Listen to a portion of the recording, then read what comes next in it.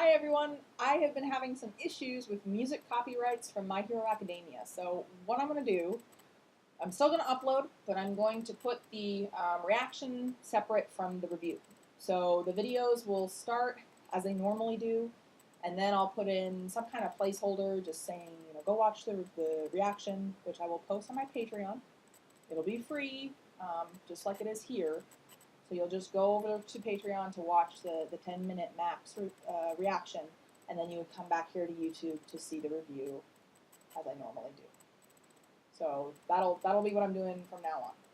Okay, if you have any questions, let me know in the comments below, and I hope you guys stick around. Bye! Welcome to Two Letters Reactions. I'm your host, Tasha, and today we're going to be watching Boku no Hero Academia Season 3, Episode 19. So, last time, pretty much everybody got through, all the UA students got through the test in order to get their licensing, hero licensing.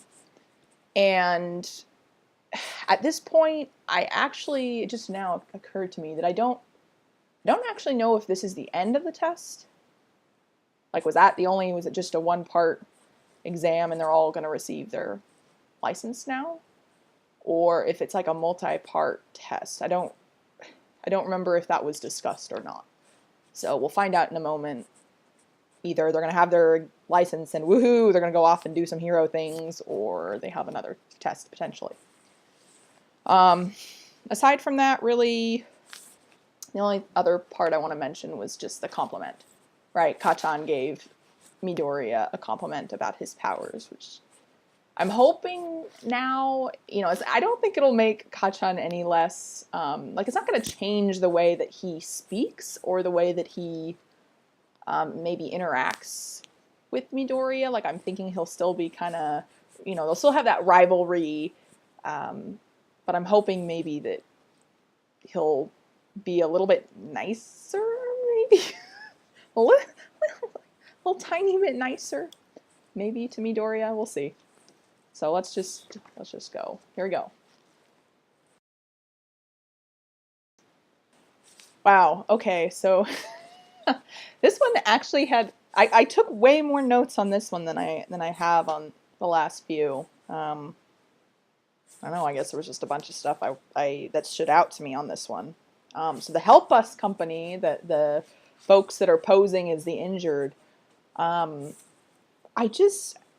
Something I just was wondering as they were introduced, are they all just folks then that don't have powers? And this is how, it made me think of Midoriya, right? So Midoriya, before he had his powers from All Might, I think he would have still found a way, even without powers, to help people, right, and to be involved. So I'm wondering if that's what this group is. Like, are these all people without powers that maybe really wish they had powers? And if they can't save people, then like the next best option is to help heroes with their training, in order to save people. I don't know if this is addressed later or something, but it's just a question that popped into my head. Okay, the stuff with Inasa. So he made it very clear that Inasa really doesn't like Endeavor. And so I'm curious if this is something that, because he mentioned, Inasa said to Todoroki, to Shoto, that he hadn't changed. So have their families like known each other since they were little or something, and Inasa just hates Endeavor?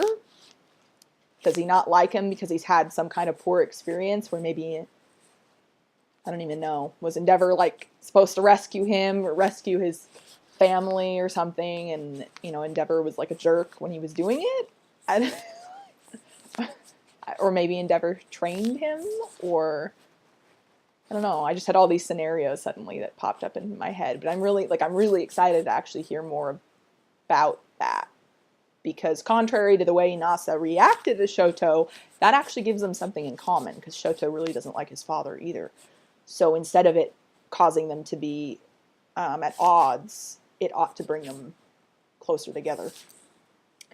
I mentioned this one a little bit as we were watching the show. But Uraraka's reaction when she thought that maybe another girl had taken an interest in Midoriya, I just wish shows, there's a term for it, and I can't, at the moment, the actual term is eluding me, but there's an actual word that describes female characters who only like talk about other male characters where they don't seem to have another purpose than to talk about another guy or have a crush on another guy. And thus far, they did a good job with Uraraka not doing that. Like, yes, she has a crush, but she also has her own goals and her own motivations and all that. And I'm just sort of hoping that for the sake of her character development, that they move past that quickly. Because as a woman, it's not really, to me, it's not that enjoyable to watch another woman, female character, be jealous of another female. It's just like, to me, it's not entertaining. So I'm hoping they kind of move past that quickly if that is the route that they're going. And then I wrote down a name, the guy, the Mora with the extendo hair. I'm trying to still jot down names because that's something that I struggle with. Yeah. But that was the notes, most of the notes I took. Overall, I did enjoy this episode. Especially, I think I'm going to enjoy the next one even more because they've introduced the multitasking concept, right? That yes, it's interesting to see them trying to rescue people because you get a sense of who's actually, like Inasa is a great example of that. Inasa is arguably the most powerful, even more powerful than Shoto. So he's ranked, way at the top of student heroes, and yet we saw that he was terrible at rescue. That he just like put everybody up in the whirlwind. And so it's, in that respect, it's interesting to see which of the students are really good at rescue and who are not. But I think it's more interesting to have the foe villains mixed in. So looking forward to the next one.